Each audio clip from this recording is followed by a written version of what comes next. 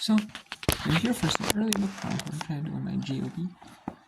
So I don't know how much I can get.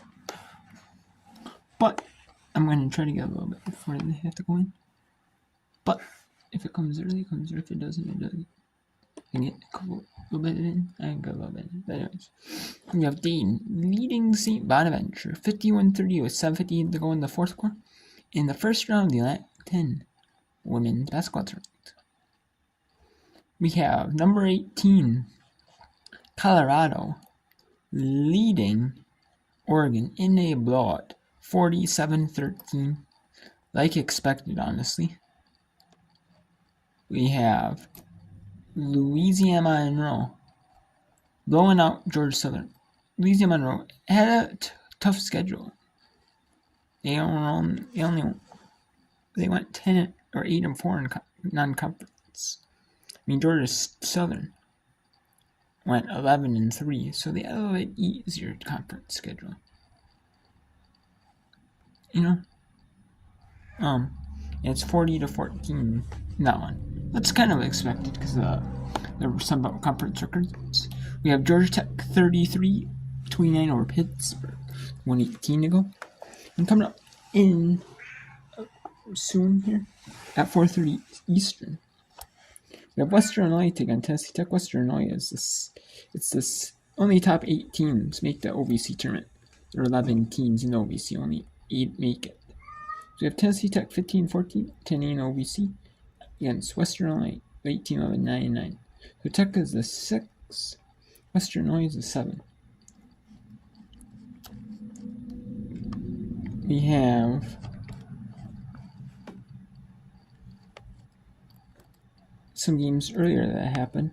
Kentucky beat Georgia 64-50. We have Massachusetts beating South 54-49. It was a 13-12. Massachusetts is 13. LaSalle is a 12. We have and the Georgia was 13. Kentucky was the 12. We have Appalachian State, the 8-9 matchup.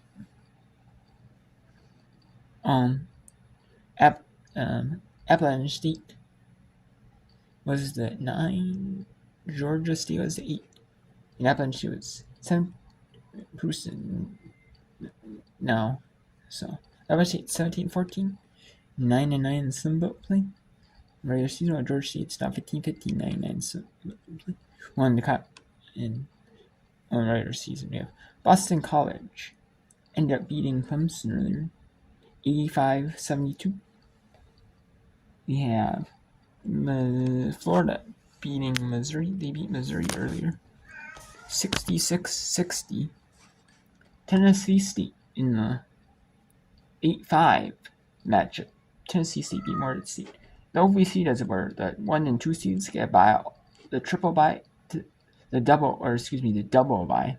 They get the double bye to semis, and then some conferences do where like top 4 get the double bye, 5 through 8 get a single bye, or some get more. That's if like there's like 12 teams. If there's more, some will get more buys, and it'll be like 8, 9, the 7, 10 both have to got a buy. In the case of the A10, 11, 14 would play 6, and then 12, 13 would play 5. And then we have Then OVC, like I was saying, that the 3 and 4 get the single by the quarters, and the 1 and 2 get the double by the semis. Not every team makes it in the tournament. So we have a couple games on right now here. We'll take you to them here. A couple of blowouts right now on. We have a couple of blowouts. We have Dana 50s, and that's in TV10. So we have halftime Georgia Tech at Pittsburgh, the exciting one right now. So let's take you to the only one I can show you right now. Louisiana Monroe take on Georgia Southern. 40-16 in favor of Louisiana Monroe. Fouls, and that will be a foul on Constance Thomas. That'll be the first foul on Thomas. Goes back to retrieve the basketball. Taryn Ward, just 4 points in the first half, 2 of 10 from the field. Did have 7 rebounds, but they're going to need more scoring from Ward here in half number 2.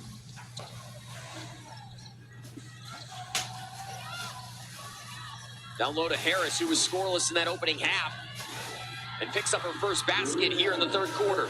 Yeah, I think she could have a much better second half than she did the first. She is one of those tough and gritty players, plays so well on the offensive end. Ward couldn't get the tough shot to go. She hasn't taken many easy ones today. Yeah, she's been well defended. I think Georgia Southern has done a good job defending the interior for ULM. They've just not been able to defend the guards.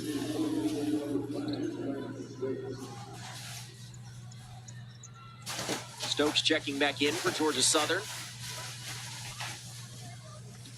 Thomas getting a breather.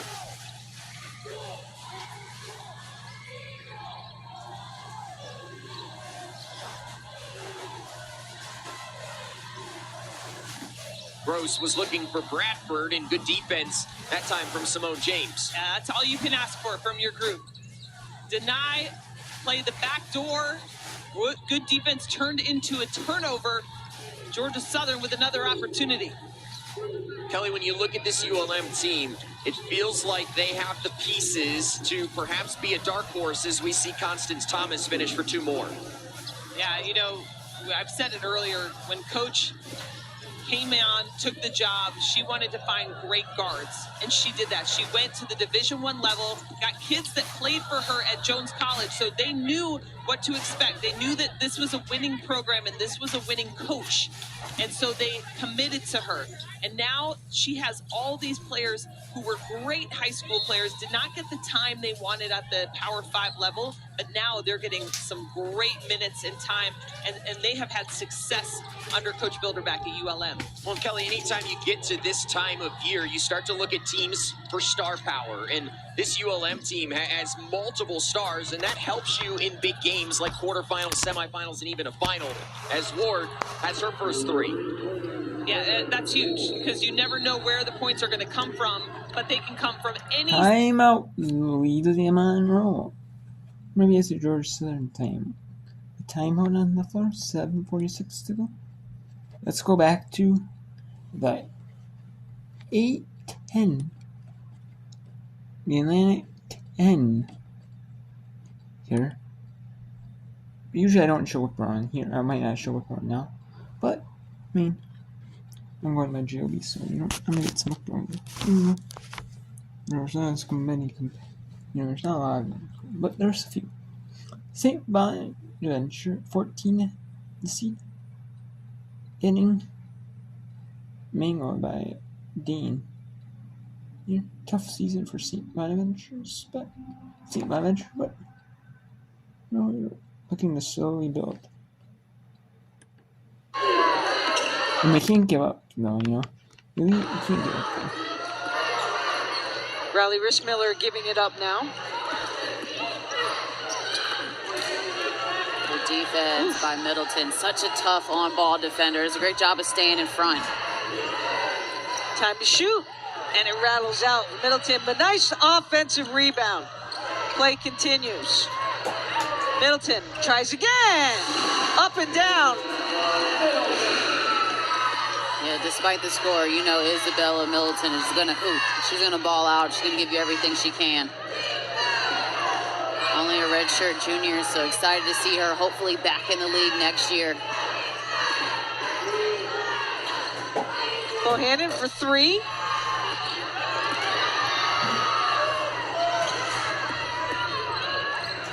Good follow through by Lightbourne. Can't get it to fall. And on the floor, it goes out of play.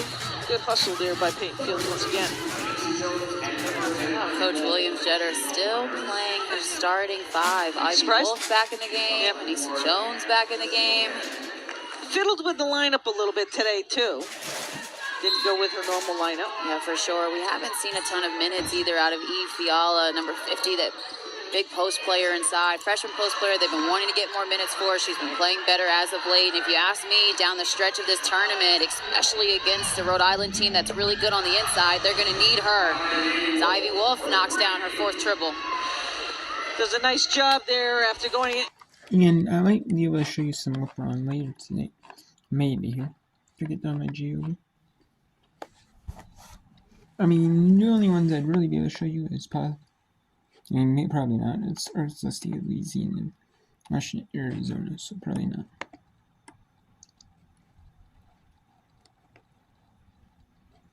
Unfortunately, but Johnson was in the. Rutgers at Minnesota. So there's 3, so. Not really able to show you anything, but. Player that's really battled through some injuries.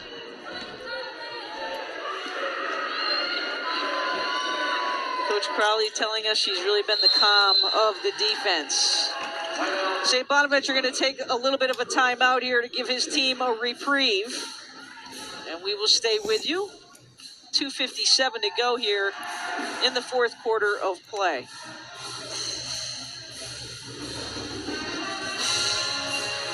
Just worth mentioning again that St. Bonaventure only had 10 players on the roster this season, Leah. Only had 7 travel to this game today. They are missing their leading scorer and Danny Haskell, who had an injury their last game, and they just felt like it was best to keep her at home and, just preventative measures.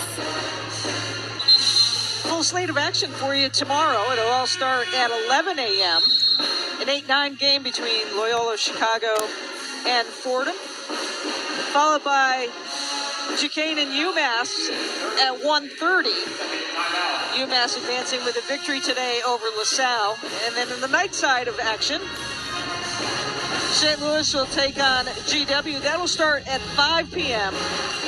And then rounding out the night, getting a little bit closer here with 2:57 to go, pencil in Dayton with a date to take on the 6th seed, Rhode Island.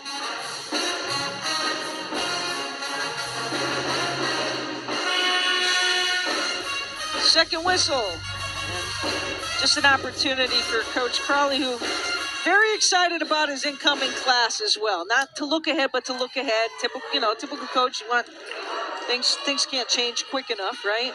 But he's got a solid freshman class of 6 already signed. Often we see coaches in their 2nd or 3rd years really start to get their full roster of players, right, that fit their culture, that fit their style of play. Right. The 1st and 2nd year, it's tough. It's depending on, who was coming in before. Maybe you get some leftovers, or you get a couple late commits or transfers. Right. And the same thing really goes for the 2nd year. But that 3rd year, normally you're able to get 80-90% of the roster to be your players. And so you can understand why Coach Crowley looking forward to that. And again, his 2nd stint at St. Bonnie, 3-time A-10 Coach of the Year. So we know he knows how to win when he's got the right roster. Got a couple of international players coming in as well. And wow, what a great effort. Actually, a super catch.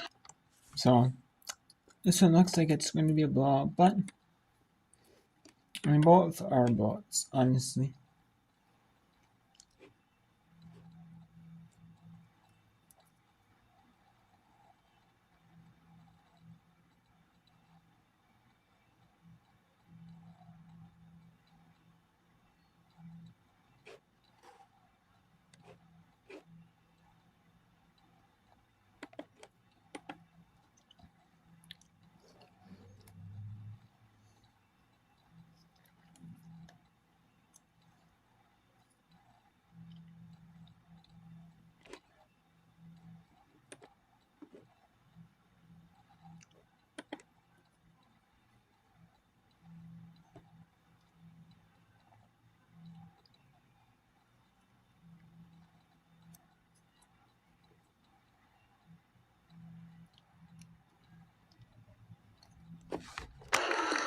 that's what you expect from a senior come postseason player.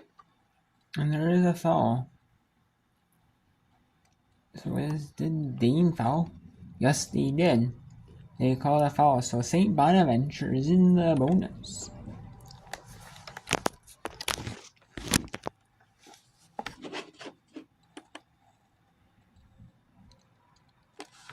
Is able to score the basketball and get downhill. It's critical to their team's success. And then defensively, she's always a threat. She leads his team in steals. Now you see Kozlova entering the game for Dave.